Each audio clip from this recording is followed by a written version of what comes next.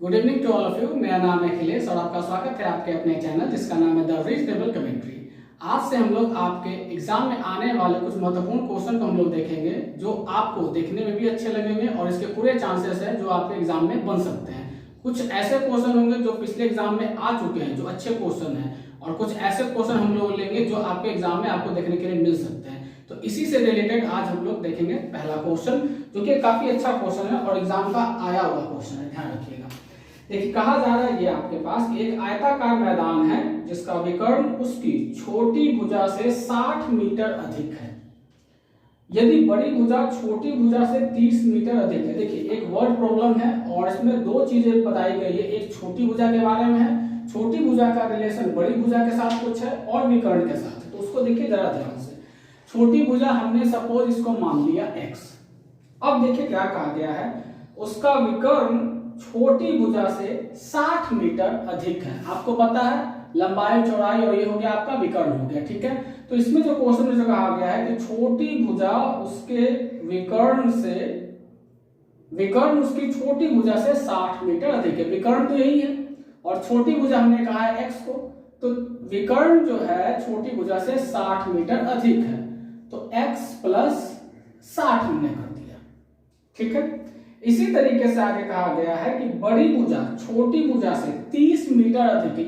ये हो गया बड़ी भुजा, और बड़ी भुजा जो है छोटी भुजा से 30 मीटर अधिक है, तो x में हमने 30 जोड़ दिया तो ये 30 मीटर अधिक हो गया। तो कहा गया है मैदान की भुजाएं बताइए कितना है। मैदान का भुजा कहने का मतलब लंबाई और चौड़ाई। हमने यहाँ पे लिख दिया कि छोटी भुजा को हमने मान लिया x, अकॉर्डिंग टू क्वेश्चन बड़ी भुजा कहा गया था कि 30 मीटर ज्यादा होना चाहिए छोटी भुजा से, तो हमने उसको ये लिख दिया। विकर्ण के बारे में कहा गया कि 60 मीटर ज्यादा होना चाहिए, हमने उसको ये लिख दिया। अब देखिए जो आपके सामने, आप इसको भी x कह सकते हैं और इसको भी आप x प्लस 30 कह सकते हैं। अब यहां से जरा आप देखिए ये एक आयत है और आयत में यहाँ पे कितना बनता है, हर जगह कितना बनता है 90 डिग्री, ठीक है, हर जगह में यहाँ पे 90 यहाँ पे 90। तो ये आपका एक कैसा त्रिभुज हो गया, समकोण त्रिभुज हो गया। और समकोण त्रिभुज में आपने पढ़ा होगा पाइथागोरस थ्योरम के बारे में। पाइथागोरस थ्योरम क्या होता है, कर्ण का स्क्वायर बराबर लंब का स्क्वायर प्लस आधार का स्क्वायर। बस वही चीज हम यहाँ पे यूज करने जा रहे हैं। कर्ण का स्क्वायर, कर्ण क्या था मेरे पास x प्लस 60, तो कर्ण का क्या हो गया स्क्वायर बराबर लंब का स्क्वायर, लंब कितना है x है तो x पे स्क्वायर बड़ा प्लस और आधार का स्क्वायर, आधार ये था इस पे हमने स्क्वायर। अब यहां से हमने सिर्फ और सिर्फ यूज किया फॉर्मूला जो कि आपको पता होगा a प्लस बी का whole square formula, a square plus B square plus 2ab। बस यही फॉर्मूला का यूज होगा जहां पर हम लोग कर सकते हैं। देखिए हमने इसको मान लिया a और इसको हमने मान लिया है b। अब इसी फॉर्मूले पे बिल्कुल हम लोग रख देंगे। पहले चाहिए a स्क्वायर, a हम किसको करें x को, तो x पे स्क्वायर हो गया, फिर प्लस है प्लस दीजिए, फिर चाहिए b स्क्वायर, b हम किसको करें 60 को, तो b पे स्क्वायर, 60 पे भी स्क्वायर, फिर प्लस है प्लस दे दीजिए, और 2ab, तो 2 गुने a, x को कह रहे हैं गुने b, हम 60 को कह रहे हैं, तो हमने ब्रेक कर दिया a प्लस बी के होल स्क्वायर पर। इसको हमने 10 का 10 लिखा, और ये भी आपका देखिए उसी फॉर्मूले पर a square plus a plus B का होल स्क्वायर पर। तो a स्क्वायर, a हम किसको कह रहे हैं, इस बार हम x को और b करें किसको, हम 30 को, तो a स्क्वायर मतलब x का स्क्वायर, फिर प्लस है तो प्लस दे दीजिए, b स्क्वायर, b किसको करें 30 को, तो 30 पे स्क्वायर, फिर प्लस 2ab, तो प्लस 2 a किसको x को, b किसको 30 को, तो ये भी हमने ब्रेक कर दिया a प्लस बी के होल स्क्वायर। अब यहां से बस वैल्यू केवल जो है आप पहले वो निकाल लीजिए। x का स्क्वायर वही हो गया 60 का स्क्वायर है, मतलब 60 गुने 60 कितना आ जाएगा 3600। इसको गुना करिए, 60 गुने 2 120, और 120 को x के साथ करिएगा तो 120 है। ये आपका x स्क्वायर का x स्क्वायर, ये भी आपका x स्क्वायर का x स्क्वायर, 30 का स्क्वायर मतलब 30 गुने 30 कितना 900, और ये 30 गुने 2 60x। अब यहां से देखिए जो चीजें आप जोड़ सकते हो उसको जोड़ लीजिए, जो नहीं जुटेगा उसको वही रहने दीजिए। ये देखिए x स्क्वायर का x स्क्वायर, 3600 का 3600, 120x का 120x, ये दोनों देखिए जुड़ सकता है। x स्क्वायर देखिए कुछ नहीं है, मतलब यहाँ पे आपका 1 है, तो एक x स्क्वायर दोनों को जोड़ना है, कितना x square 2x square, 2x square में लिख दिया, यहाँ पे 900 का 900, और ये आपका 60 है।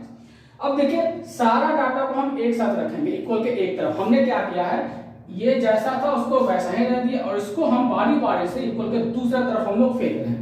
तो पहले जो है उसको पहले ही लिखेगा, हमने पहले 2x² लिखा यहाँ पर, और इस तरफ ढूंढते हैं कोई x² वाला है कि नहीं, तो हमें दिख गया ये वाला। तो x² को हम इक्वल के दूसरी तरफ फेंक रहे हैं, x² का साइन क्या है, प्लस है, इक्वल के दूसरी तरफ लेके जाएंगे तो क्या हो जाएगा, -x² हो जाएगा। ठीक है, इसके बाद हम किसको लिख रहे हैं, 60 वाले को। तो प्लस 60x था तो हमने लिख दिया प्लस 60x। इस तरफ कोई x वाला है, बिल्कुल है यार, ये रहा 120x, साइन क्या है, प्लस में, इक्वल के दूसरे तरफ लेके जाइएगा तो क्या लिखेगा, -120x। अब लिखेंगे हम संख्या वाला, सबसे पहले क्या है संख्या वाला, 900 प्लस 900, तो प्लस 900 हमने लिख दिया। इक्वल के इस तरफ कोई संख्या है, बिल्कुल है, क्या है, 3600, वो भी प्लस में, तो इसको इक्वल के दूसरे तरफ लेके जाएंगे तो लिखेंगे क्या, -3600। तो इक्वल के इस तरफ तो अब कुछ बचा नहीं, सारा तो हम इक्वल के उस तरफ फेंक देते, इक्वल के इस तरफ कुछ नहीं बचा, आपका क्या बचा, 0, तो हमने कर दिया बराबर 0। अब ये आपको देखिए देखने में लग रहा होगा क्वाड्रेटिक इक्वेशन, पहले इसको सॉल्व कर लेते हैं, कुछ अगर जुड़ सकता है जुड़ सकता है। देखिए 2x² में से 1x² घटाना है, तो 2 में से 1 जाएगा तो कितना बचेगा, सिर्फ 1x², 1 लिखे ना लिखे कोई फर्क नहीं पड़ेगा, तो 1x²। इसको देखिए 60x है और 120x है, घटाना है तो 120 में से 60 घटाइएगा तो क्या आ जाएगा, 60x। लेकिन जो बड़ा होता है उसी का साइन आपको आंसर के साथ देना है, ये 60 था 120 है, 120 का साइन माइनस है तो आंसर के साथ भी आप दीजिएगा -60x। तो हमने इसको भी हमने घटा लिया, ये भी देखिए इसको भी आप घटाइएगा, 3600 में से 900 घटाइएगा तो कितना आ जाएगा, 2700। इन दोनों में से बड़ा कौन है, 3600, 3600 का साइन माइनस है तो इसके साथ भी आप माइनस साइन ही दीजिएगा, माइनस साइन या प्लस साइन बहुत ध्यान से दीजिएगा, अपने मन से नहीं, जो बड़ा होगा उसी का साइन आंसर के साथ जाएगा। ठीक है, अब देखिए ये आपको देखिए एक ये द्विघात समीकरण आपको दिख रहा है, x² -60x -2700 बराबर 0।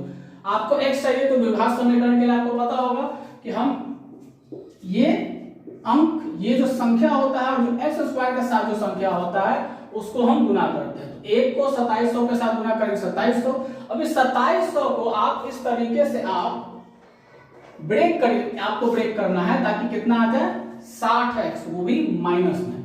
इसको देखिए हम इसको, तो देखिए करना क्या होता है इसमें आपको पता होगा, जो ये संख्या है और जो x² के साथ संख्या, इन दोनों को हम गुना करते हैं, गुना करके हमने लिख दिया 2700 को 1 के साथ गुना करेगा तो 2700 ही आएगा। 2700 को आपको ऐसे ब्रेक करना है ताकि रिजल्ट क्या आ जाए, -60x, और गुना करने पर 2700 आना चाहिए। हमने देखिए 2700 यहाँ पे लिख दिया, 2700 को 30 से भाग देंगे तो ये 90 बार जाएगा। अब देखिए क्या 90 में से 30 घटाइएगा तो 60 आ जाएगा, आ जाएगा, बिल्कुल आ जाएगा, और 90 को 30 से गुना करिएगा तो 27 भी आ जाएगा। लेकिन देखिए जो रिजल्ट आता है, साइन इसका क्या है मेरे पास, प्लस, क्योंकि बड़ा कौन है, 90, 90 का साइन प्लस है तो इसका साइन आपका प्लस ही जाएगा, लेकिन आंसर में तो प्लस है नहीं। जो क्वेश्चन है आपके पास, क्वेश्चन चाहिए -60x, -60x रहने का मतलब ये माइनस रखिए और ये प्लस रखिए। अभी भी आप घटाए, अभी भी आपको घटाना ही है, 90 में से 30 जाएगा तो हो जाएगा आपका 60, लेकिन सबसे बड़ा कौन, 90, 90 का साइन माइनस, तो अब आंसर के भी साथ साइन क्या आ जाएगा, माइनस। मतलब 60 -60 को लिखने के लिए आपको इस तरीके से लिखना पड़ेगा, -90x + 30x। तो हमने वही किया है, इस 60 को हमने ब्रेक करके लिख दिया है -90x + 30x, घटाइएगा तो -60x आएगा, 60x नहीं -60x आएगा, और इसको हमने 10 का 10 बराबर 0 था। यहां से देखिए कुछ कॉमन दिख रहा है, यहां भी x है, यहां भी x है, x को हमने कॉमन ले लिया, यहाँ पे x² है, एक x तो हम बाहर ले लिए तो बचा सिर्फ यहाँ पर x, माइनस का माइनस, 90x, x को तो हमने बाहर ले लिया तो बचा सिर्फ आपका 90। अब यहाँ पे देखिए कुछ कॉमन दिख रहा है आपको, 30 यहाँ पे भी है और 2700 में भी 30 है ना। देखिए 2700 में 30 है, क्या 2700 को आप 30 गुने 90 लिख सकते हैं, बिल्कुल लिख सकते हैं। तो हमने यहाँ से क्या किया, 30 को हमने कॉमन ले लिया, तो यहाँ से 30 कॉमन गया तो बचा आपका क्या, सिर्फ x, माइनस का माइनस, और 2700 में 30 गुने 90 होता है, तो 30 को तो हम बाहर ले लिए हैं, तो ब्रैकेट में बचेगा सिर्फ क्या आपका 90। ये क्वाड्रेटिक बनाते समय आपको इसी बात का ख्याल रखना होता है कि ब्रैकेट का टर्म हर हाल में हर तरह से सेम होना चाहिए, सेम है तो ही आपका क्वाड्रेटिक सही है, अगर सेम नहीं है तो क्वाड्रेटिक आपका गलत है, द्विघात समीकरण। तो x माइनस 90 ये आ गया। अब यहाँ पर देखिए जो लिखने का जो तरीका है, जो हम कॉमन लेते हैं, तो यहां से आप कॉमन ले लीजिएगा, तो x माइनस 90 दो बार है, हमने लिखा यहाँ पर x माइनस 90, और दूसरा जो टर्म हम लिखते हैं इन दोनों को एक साथ, x प्लस 30, x यहां से और ये प्लस 30 यहां से, तो x प्लस 30 हो गया, और बराबर क्या है आपका 0। अब दो चीजें आपके पास आई है, एक ये और एक ये, एक इसके बराबर आप कर दीजिए 0 और एक इसको बराबर कर दीजिए आप 0। आप ऐसा कर सकते हैं, तो x माइनस 90 बराबर 0 और x प्लस 30 बराबर 0। यहां पर से x का मान निकालेंगे तो 90 का साइन है माइनस, इक्वल के दूसरे तरफ जाएगा तो साइन हो जाएगा प्लस, तो x का मान 1 आपके पास आया 90। दूसरा भी x का मान देख लीजिए, x प्लस 30 बराबर 0, तो 30 का साइन प्लस में, इक्वल के दूसरे तरफ जाएगा तो माइनस में। अब बताइए कि क्या कोई भी दूरी, कोई भी मेजरमेंट जो होती है वो माइनस में हो सकता है? नहीं हो सकता है। कभी आपने देखा है कि a से b तक की दूरी माइनस 30 किलोमीटर है? नहीं। तो इसीलिए ये डाटा नहीं लेंगे, हम लेंगे कौन? 90 वाला डाटा, जो पॉजिटिव डाटा है, प्लस डाटा है, धनात्मक डाटा है, हम वही लेंगे। तो x का मान कितना आ गया? 90। क्वेश्चन आपका सॉल्व हो गया, क्योंकि क्वेश्चन में पूछा गया था छोटी भुजा और बड़ी भुजा। छोटी भुजा तो हमने x ही माना था, और x का मान हम निकाल चुके हैं 90, और बड़ी भुजा क्या मेरे पास था? x प्लस 30 था, x का वैल्यू हम ला चुके हैं 90 प्लस 30 है, सॉरी यहाँ पे 30 कर दीजिए, x प्लस 30 है, यहाँ पर 30 कर दीजिएगा तो बराबर आ जाएगा 120। ठीक है, तो इसी तरीके से हम लोग टाइम टू टाइम देखेंगे आपके एग्जाम में आने वाले कुछ महत्वपूर्ण क्वेश्चन, जो आपके कुछ एग्जाम में आ चुके हैं और कुछ एग्जाम में क्वेश्चन आपके बन सकते हैं। ठीक है, तो मिलते हैं हम लोग नेक्स्ट क्लास में। Thank you.